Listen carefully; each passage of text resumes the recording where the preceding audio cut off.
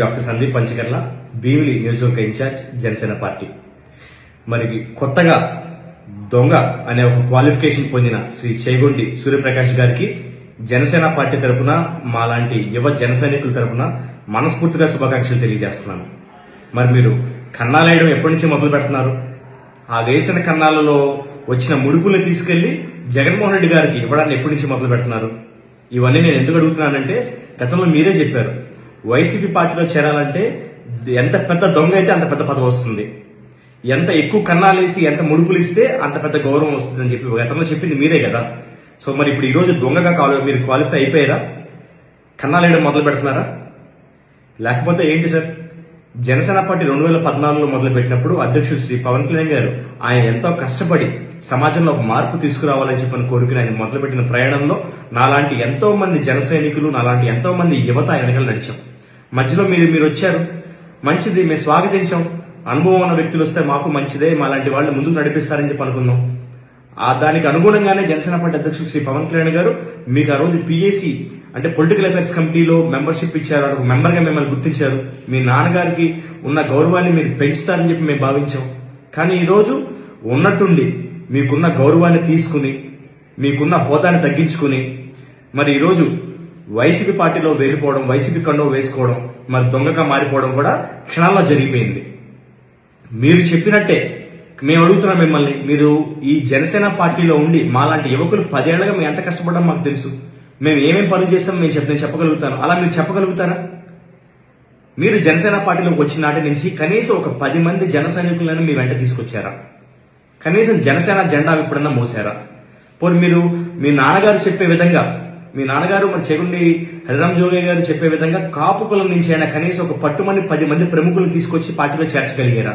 లేదు పోని ఇతర సామాజిక వర్గాలకు సంబంధించి కానీ, బడుగు బలహీన వర్గాల నుంచి కానీ మీకున్న అనుభవంతో, మీరు చెప్పుకునే మీకున్న అనుభవంతో కనీసం ఒక 10 మంది వ్యక్తులను జనసేన పార్టీలో చేర్చగలిగారా? మీ ఆచంట కాన్స్టిట్యున్సీ ఇన్ఛార్జ్గా ఉన్న మీరు మీ ఆచంట కాన్స్టిట్యున్సీలో క్రియాశీల సభ్యత్వాలు ఎన్ని చేయించారు?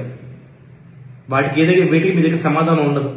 అయినప్పటికీ కూడా మరి పవన్ కళ్యాణ్ గారు మిమ్మల్ని గుర్తించి గౌరవించి మీరేదో పార్టీకి పనిచేస్తారో, అలాంటి యువకులకి ఒక మంచి మార్గాన్ని సూచిస్తారని చెప్పని పిఏసీ సభ్యులుగా ఇస్తే బయటికి వెళ్ళిపోతూ మరి ఆ దొంగ మాటలు ఎందుకు మాట్లాడారో మాకైతే అర్థం కావట్లేదు. అంటే అంతర్గత ప్రజాస్వామ్యం లేదు దీంట్లో. ఇలాంటి మాటలు మీరు మాట్లాడటానికి మరి మీకు నోరెలా వచ్చినా మాకైతే అర్థం కావట్లేదండి. ఎందుకంటే మీకు జనసేన పార్టీలో ఏ సమావేశం జరిగినా కూడా ప్రతి ఒక్కళ్ళ మనకి వాళ్ళకు ఉండే అభిప్రాయాల్ని, ఆప్షన్స్ ని పరిగణించే వ్యక్తి శ్రీ పవన్ కళ్యాణ్ గారు.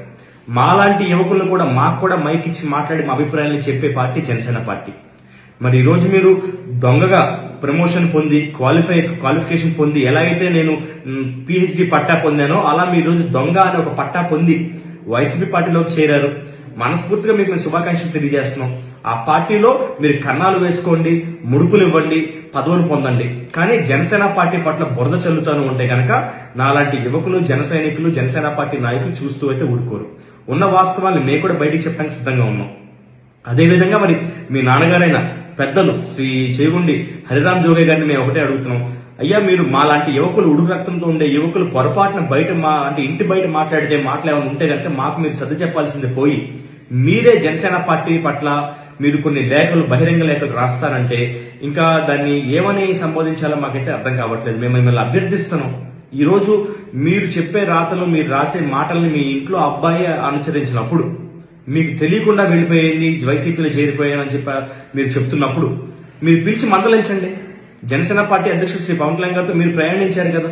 మీకు బాగున్నప్పుడు ఆయన పవన్ కళ్యాణ్ గారు స్వయంగా మీ దగ్గరికి వచ్చి మిమ్మల్ని పరామర్శించారు కదా.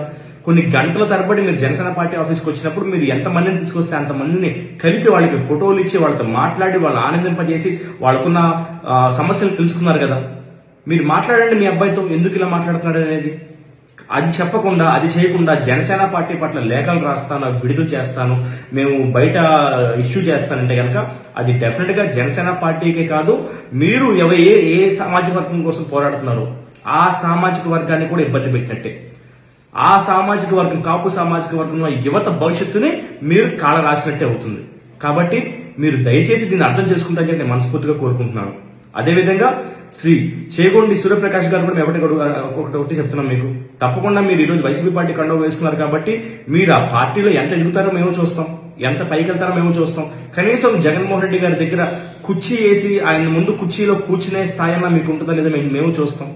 కాబట్టి ఇలాంటి తప్పుడు మాటలు, తప్పుడు సంకేతాలు ఇవ్వడం మానేసి మీరు ఇప్పటికైనా సరే జనసేన పార్టీ పట్ల గౌరవంతో ఉంటే, గౌరవంతో మెలిగితే కనీసం ఉన్న కాస్త మీకు పేరున్న ఉంటుంది. లేని పక్షంలో మాలాంటి యువకులు, జనసైనికులు ఎవరు కూడా మీలాంటి మాటల్ని, మీరు చెప్పే మాటల్ని స్వాగతించం.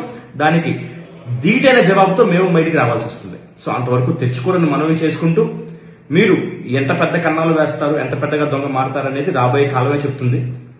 కాబట్టి జన సైనికులందరూ నేను కోరుకునేది ఒకటే, ఇలాంటి వాళ్ళ మాటలు నమ్మి మన లక్ష్యం ఏదైతే ఉందో, మనం ఎన్ని స్థానాల్లో పోటీ చేస్తున్నామో దానిపైన ఉండే నిబద్ధత ఎటువంటి పరిస్థితుల్లో కూడా మనకి కొన్ని ఇంచైనా కూడా జరగకూడదు.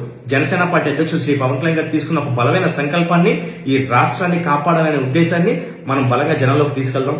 పవన్ కళ్యాణ్ గారు ఎన్ని స్థానాల్లో పోటీ చేస్తే అన్ని స్థానాల్లో జనసేన పార్టీని గెలిపించే విధంగా, జనసేన పార్టీ పొత్తులో ఉన్న పార్టీ ఏదైతే టీడీపీ ఉందో ఆ ప్రతి స్థానంలో టీడీపీ పార్టీ గెలిచే విధంగా, ముఖ్యంగా జనసేన పార్టీ అధ్యక్షుడు శ్రీ పవన్ కళ్యాణ్ గారు తీసుకునే ఏ నిర్ణయానికైనా మనం కట్టుబడి ఉందాం.